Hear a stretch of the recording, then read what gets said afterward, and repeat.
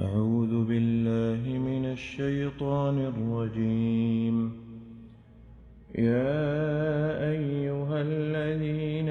آمنوا اركعوا واسجدوا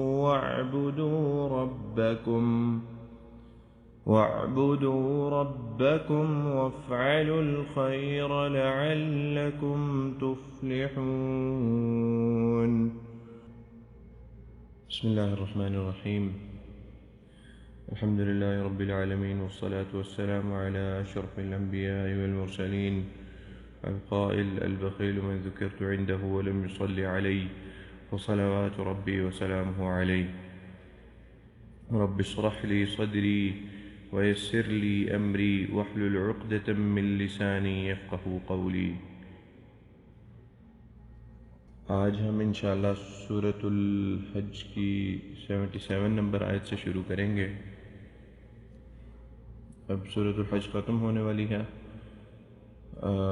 آخری 2 آیات رہ گئی ہیں. یہ والی آیت غالباً پچھلی کلاس تھی اس کے اندر ہم پڑھ چکے تھے، لیکن اس آیت کے متعلق کچھ تفصیلات جو ہیں وہ رہتی ہیں، اور میں سمجھتا ہوں کہ ان تفصیلات کو ذکر کرنا اور ان کا بیان کرنا، ان کو واضح کرنا اہم ہے. اس وجہ سے آج کا درس اسی آیت سے شروع کریں گے، اور اس کے بعد پھر اگلی آیت میں انشاءاللہ شروع کریں گے. اللہ تعالیٰ مخاطب کرتے ہیں ایمان والوں کو. اللہ تعالیٰ کہتے ہیں: یا ایھا الذین آمنوا، اے لوگو جو ایمان لائے ہو،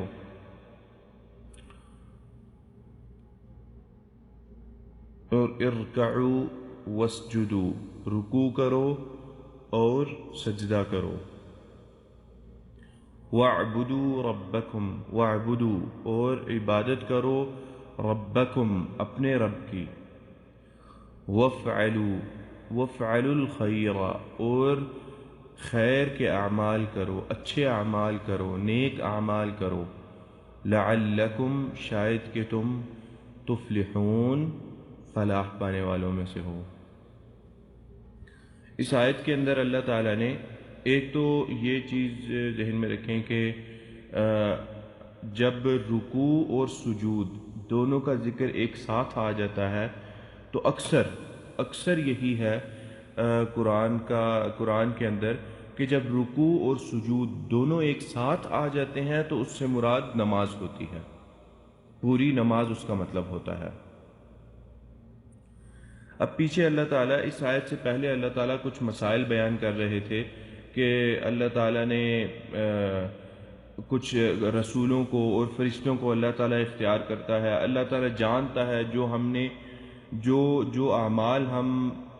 آگے بھیجتے ہیں، جو ہم نے کیا، سارے معاملات اللہ تعالیٰ جانتے ہیں. اور پھر اللہ تعالیٰ یہ بھی کہتے ہیں کہ رجوع تمام امور جو ہیں وہ لوٹائے اللہ تعالیٰ کی طرف جائیں گے. اس کے بعد اللہ تعالیٰ نے وہ ساری باتیں کہنے کے بعد اللہ تعالیٰ نے کامیابی کا ایک نسخہ پیش کر دیا، کامیاب ہونے کا ایک طریقہ اللہ تعالیٰ نے بتا دیا تاکہ حجت قائم ہو جائے. چونکہ قرآن کے اندر تقریباً لگ بھگ ہر صفحے میں اس طرح کا ایک نسخہ لازمی موجود ہے. کہیں نہ کہیں ہر صفحے کے اندر قرآن کے اندر اللہ تعالیٰ نے ایسی چیز ضرور بیان کی ہے جو یا تو اشارتاً ہے یا بالکل واضح ہے. جیسا کہ ہم اس آیت میں پڑھ رہے ہیں، یہ بالکل واضح ہے. اللہ تعالیٰ نے واضح طور پر بیان کر دیا: ارکعوا واسجدوا واعبدوا ربکم. اس چیز کے اندر تمام چیزیں آ جاتی ہیں. رہی بات اللہ تعالیٰ نے خاص ذکر کیا ارکعوا واسجدوا نماز کا، تو یہ نماز کی اہمیت کی وجہ سے، اللہ نے خاص ذکر اس کا کر دیا. اس کے بعد اللہ تعالیٰ نے عام لفظ استعمال کیا، وعبدو، عبادت کا لفظ استعمال کیا کہ عبادت کرو. عبادت کے اندر اب تمام چیزیں آ جاتی ہیں. اور پھر آگے اللہ تعالیٰ نے ایک اور عام لفظ بیان کیا جس کے اندر سب کچھ آ جاتا ہے، وافعلوا الخیر، اور ہر خیر کا عمل، نیک عمل کرو. لعلکم تفلحون، شاید کہ تم فلاح پا جاؤ. اب پہلے میں نے ذکر کیا تھا اس طریقہ بیان اور انداز بیان کو کہ لعلکم، شاید کہ اس سے مراد یہ نہیں ہے کہ اس کے بعد بھی جو فلاح ہے اور جو کامیابی ہے وہ مشکوک ہے، نہیں، یہ انداز بیان شاہانہ انداز بیان ہے، اور اللہ تعالیٰ اس چیز کے جو ہے وہ حقدار ہیں، جس انداز سے اللہ تعالیٰ چاہیں بیان کریں، اور فعلاً بات ایسی ہی ہے کہ فلاح انہی چیزوں سے ہوگی، اور اللہ تعالیٰ جس انداز سے بیان کرے، جس انداز سے چاہے اللہ تعالیٰ بیان کرے۔ ایک چیز کو مد نظر رکھیں ہم لوگ کہ اگر کوئی شخص یہ سوال کرے، یہ پوچھے یہ بات کہ اچھا میں تو نمازیں بھی پڑھتا ہوں، میں روزے رکھتا ہوں، تمام عبادات کے معاملات، تمام خیر کے معاملات، اور کوشش کرتا ہوں کہ میں گناہوں سے دور رہوں، تو اس زندگی میں مشکلات اور مصائب کیوں پھر آتی ہیں؟ اللہ تعالیٰ نے تو کہا ہے کہ کامیاب ہو جاؤ گے، تو مصائب اور مشکلات کا سامنا کیوں؟ وہ کیوں سامنے آ جاتی ہیں؟ اس کا جواب کچھ اس طرح ہے کہ اللہ تعالیٰ نے قرآن کے اندر ہی، قرآن میں ہی اللہ تعالیٰ نے متعدد جگہوں پر اللہ تعالیٰ نے اس چیز کا ذکر کیا ہے، ایک سے زائد مواقع پر اللہ تعالیٰ نے اس چیز کا ذکر کیا ہے، اور وہ یہ ہے کہ اگر ایمان لے آئیں اور اچھے انداز سے ایمان لائیں تو اللہ تعالیٰ اس کا اختبار ضرور کرتا ہے، اس کو اللہ تعالیٰ جانچتا ضرور ہے، اللہ تعالیٰ اس چیز کے اندر ضرور ڈالتا ہے کہ اچھا میں دیکھوں کہ ایمان لائے ہیں، ایمان ہے کیسا۔ تو اسی چیز کو بیان کرتے ہوئے اللہ تعالیٰ فرماتے ہیں ام حسبتم ان تدخلوا الجنة ولما يعلم الله الذين جاهدوا منكم ويعلم الصابرين، کہ کیا تم لوگوں نے یہ سوچ لیا ہے، یہ گمان کر لیا ہے کہ تم لوگ جنت میں داخل ہو جاؤ گے، اور اللہ تعالیٰ اس چیز کے بارے میں تم لوگوں کو پوچھے گا نہیں یا جانچے گا نہیں تم لوگوں کے متعلق۔ اور اسی طرح ایک اور آیت کے اندر کہ اللہ تعالیٰ نے فرمایا ام حسبتم، کیا تم لوگوں نے سوچ لیا ہے، ان تترکوا، کیا تم لوگ چھوڑ دیے جاؤ گے، وَلَمَّا يَعْلَمِ اللَّهُ الَّذِينَ جَاهَدُوا مِنْكُمْ وَيَعْلَمَ الصَّابِرِينَ، اور اللہ تعالیٰ ان لوگوں کو نہیں جانے گا کہ جنہوں نے جہاد کیا، جَاهَدُوا مِنْكُمْ وَيَعْلَمَ الصَّابِرِينَ، اور جنہوں نے صبر کیا، کیا ان کے درمیان اللہ تعالیٰ فرق نہیں کرے گا کہ جنہوں نے کیا اور جنہوں نے نہیں کیا؟ کیونکہ جہاد جو ہے، جہاد کا جو مطلب ہے وہ کوشش کا، جو عام لغوی عربی کے اندر معنی ہے وہ کوشش کا معنی ہے۔ اب عبادت کے اندر اب وہی بات ہے کہ جو شخص جتنی عبادت میں اللہ تعالیٰ کی راہ میں کوشش کرے گا اتنا آسان ہوگا پھر اس کے لیے، اور یہی بات ہے کہ کوشش اس کو پہچاننے کے لیے اللہ تعالیٰ اس طرح کی مصائب اور اس طرح کی مصیبتیں اللہ تعالیٰ لے کے آتے ہیں، تاکہ پتہ چلے کہ کون سا شخص کتنی کوشش کرتا ہے، کیا مصیبت آنے پہ چھوڑ دیتا ہے یا اسی پہ رہتا ہے، کیا اس کے ذہن میں یہ سوچ آنے لگتی ہے کہ اچھا میں نیک اعمال کرتا ہوں تو یہ پھر مصیبت کیوں؟ وہی بات ہے کہ اگر ایمان قوی ہوگا تو یہ سوچ ہی نہیں آئے گی۔ ایک اور آیت میں اللہ تعالیٰ فرماتے ہیں، اللہ تعالیٰ کہتے ہیں ام حسب الذین، سورۃ عنکبوت کے شروع میں اللہ تعالیٰ نے ذکر کیا الف لام میم احسب الناس ان یترکوا ان یقولوا آمنا وهم لا یفتنون، کہ کیا لوگوں نے یہ گمان کر لیا ہے کہ اللہ تعالیٰ ان کو چھوڑ دے گا یا وہ چھوڑ دیے جائیں گے ایسے ہی،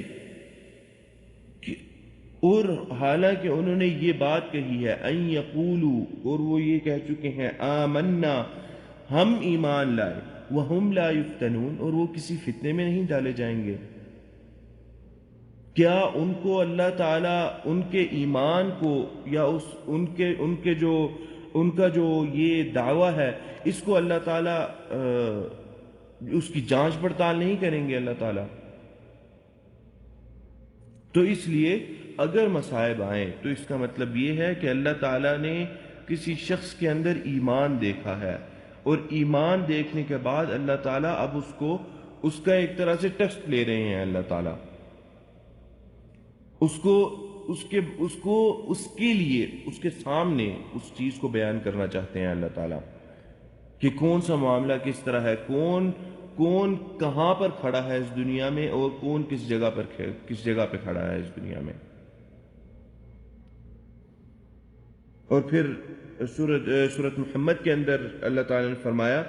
ام حسب الذین فی قلوبہم مرض ان لن یخرج اللہ اضغانہم، کہ کیا گمان کر لیا ہے ان لوگوں نے جن کے دلوں میں بیماری ہے، یہاں پہ بیماری سے مراد نفاق ہے، ان لن یخرج اللہ اضغانہم، کہ کیا اللہ تعالیٰ ان کے دوغلے پن کو واضح نہیں کرے گا، کیا اللہ تعالیٰ ان کے دلوں کے اندر جو زنگ ہے اس کو ابھار کے واضح نہیں کر دے گا۔ تو اسی لیے جو ایمان والے ہوتے ہیں ان لوگوں پر بھی مصیبتیں اور ان لوگوں پر بھی اس طرح کی مسائل آتے ہیں تاکہ دونوں فریقین واضح ہو جائیں، اور صرف یہ نہ ہو صرف ایک فریق پہ اگر آئے تو یہ نہ ہو کہ اچھا دیکھو ہمارے اوپر تو مصیبتیں آ رہی ہیں ان پہ نہیں آ رہی، اس کا مطلب ہم جو ہیں وہ زیادہ اقرب ہیں، وہ قریب ہے اللہ تعالیٰ کے، ہم نہیں، دونوں گروہوں پر مصیبتیں آتی ہیں اور پھر دونوں گروہوں کے سامنے واضح ہو جاتا ہے صرف رد عمل سے اس مصیبت کا رد عمل کیا ہے کس گروہ کا۔ جو گروہ منافقین کا ہے، جو گروہ صرف یہ دعویٰ کرتے ہیں اپنی زبان سے کہ ہم لوگ ایمان لائے، حالانکہ وہ ایمان نہیں لاتے، حالانکہ ان کا معاملہ یہ ہے وَإِذَا لَقُوا الَّذِينَ آمَنُوا قَالُوا آمَنَّا، کہ ہم ایمان لائے، جب وہ ایمان والوں سے ملتے ہیں وہ کہتے ہیں ہم ایمان لائے۔ وَإِذَا خَلَوْا إِلَىٰ شَيَاطِينِهِمْ، اور جب وہ اپنے شیاطین اور جو ان کے کفار دوست ہیں ان کے ساتھ الگ ہوتے ہیں، قَالُوا إِنَّا مَعَكُمْ، ہم تو تمہارے ساتھ ہیں، إِنَّمَا نَحْنُ مُسْتَهْزِئُونَ، ہم تو بس ان کے ساتھ استہزاء کر رہے ہیں،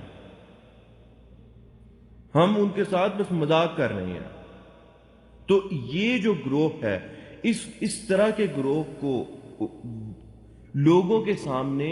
ابھار کے لیے آنا اور ان کے اندر کا جو کینہ ہے، بغض ہے، اور ان کے اندر کا جو زنگ ہے اس کو مسلمانوں کے لیے واضح کر دینا، اس طرح کی مصائب اور آلام ان پر لا کر، یہ اللہ تعالیٰ کی ایک نعمت ہے ہمارے اوپر۔ اور وہی بات ہے کہ جب دونوں گروہ پر آتے ہیں، جب مصیبت آتی ہے تو جو منافقین ہوتے ہیں یا جن کا صرف لفظی دعویٰ ہوتا ہے ان کے سامنے واضح ہو جاتا ہے وہ اس گروہ کے متعلق جو گروہ پختہ ہوتا ہے دین پر، اور جو پختہ دین پر گروہ ہے وہ اپنے دین پر قائم رہتا ہے، ان کے لیے بھی یہ واضح ہو جاتا ہے کہ اچھا یہ جو ہے، یہ جو دعویٰ کرتے ہیں کہ ہم بھی مسلمان ہیں یا ہم ایمان لائے، ہم تم لوگوں کے ساتھ ہیں، ان کا اصل معاملہ تو یہ ہے۔ تو یہ مصائب اور آلام جو ہے، ایک تو یہ درجات میں بلندی کا سبب بنتے ہیں، اور دوسرا اللہ تعالیٰ لوگوں کو اس طرح لوگوں کے اندر کا جو ان کے اندر کی اصل حالت ہے اس کو اللہ تعالیٰ باہر نکال کے لے آتے ہیں۔ اس آیت کے اندر ایک آخری چیز ہے بیان کرنا چاہوں گا، اور وہ چیز یہ ہے کہ اس آیت کے اندر ایک سجدہ ہے، اور وہ کچھ اختلافی سجدہ ہے۔ سورۃ الحج کے اندر 2 سجدے ہیں، پہلا سجدہ جو ہے وہ تو متفق علیہ ہے، یہ دوسرا سجدہ ہے آخری صفحے کے اندر۔ اس سجدے کے اندر کچھ علماء کا اختلاف ہے، اور دونوں جو گروہ ہیں ان کے اپنے دلائل ہیں، اور ہر گروہ کی دلیل ایک اپنی جگہ پہ، لیکن ہم بس یہ جان لیتے ہیں کہ کون کہتا ہے کہ یہاں پر سجدہ کرنا چاہیے، کون کہتا ہے سجدہ نہیں کرنا چاہیے۔ امام شافعی رحمہ اللہ، امام احمد، امام عبداللہ بن مبارک رحمہ اللہ، اسحاق بن راہوے اور کچھ اور علماء ہیں، وہ کہتے ہیں کہ یہاں کا سجدہ کرنا چاہیے، یہ قرآن کے اندر ہے۔ اور دوسرا جو گروہ ہے وہ امام مالک، امام ابو حنیفہ، امام سفیان الثوری، سعید بن جبیر، سعید بن مسیب اور کچھ علماء ہیں، بہت بہت بڑے بڑے جلیل القدر علماء ہیں یہ لوگ بھی، ان کی رائے ہے کہ نہیں، یہاں پر سجدہ نہیں کرنا چاہیے، اور جو دلائل پہلے فریق نے پیش کیے جو اس کے قائل ہیں کہ یہاں پر سجدہ ہونا چاہیے، وہ حدیث ہے، اس کے اندر آتا ہے کہ نبی اکرم صلی اللہ علیہ وسلم سے پوچھا گیا، عقبہ بن عامر رضی اللہ تعالی عنہ کی حدیث ہے، آپ نے کہا کہ ہاں اس کے اندر 2 سجدے ہیں، اور جو ان 2 سجدوں کو نہ کرنا چاہے وہ سجدوں والی آیتیں نہ پڑھے وہ، تو اس طرح کی کہتے ہیں کہ وہ دلیل ہے، اور جو گروہ ہے کہتا ہے کہ نہیں یہاں پر سجدہ نہیں ہے، وہ کہتے ہیں کہ وہ احادیث ضعیف ہیں جو عقبہ بن عامر رضی اللہ تعالی عنہ کی ہیں، وہ ان کے اندر جو سند کی علت ہے اس کا ذکر بھی کیا ہے، ایک راوی ہیں ابو الہیعہ کے نام سے، وہ راوی ضعیف ہیں، اور انہوں نے کہا کہ یہ ضعیف راوی ہیں، اور انہوں نے ایک اور راوی سے بیان کی ہے حدیث یہی والی، اور وہ راوی بھی ضعیف ہیں، تو اس لیے یہاں پر سجدہ نہیں ہوگا۔ لیکن ابن عباس رضی اللہ تعالی عنہ جو ہیں ان کے بارے میں آتا ہے کہ وہ کہتے تھے کہ سورہ حج کا جو پہلا سجدہ ہے وہ سجدہ تو اللہ تعالیٰ نے قرآن میں رکھا، دوسرا سجدہ جو ہے وہ تعلیمی سجدہ ہے، یعنی تعلیم کے لیے، چونکہ آیت کے اندر سجدے کا ذکر ہے تو دوسرا سجدہ تعلیمی سجدہ ہے، اور اسی وجہ سے جو مصحف عثمانی مصحف ہے اور باقی ان کے اندر بعد میں جو مصاحف لکھے گئے ان کے اندر یہاں پر آپ اگر غور کریں تو یہاں پہ لکھا ہوگا کہ السجدہ عند الشافعی، امام شافعی رحمہ اللہ جو ہے ان کے نزدیک یہاں پر سجدہ ہے، تو بہتر یہی ہے کہ اس جگہ سجدہ کر لیا جائے، چھوڑا نہ جائے، تاکہ ایک فضیلت جو ہے وہ بندے سے چھوٹے نہ، چونکہ ابن عباس رضی اللہ تعالی عنہ ایک معتبر عالم ہے خاص طور پہ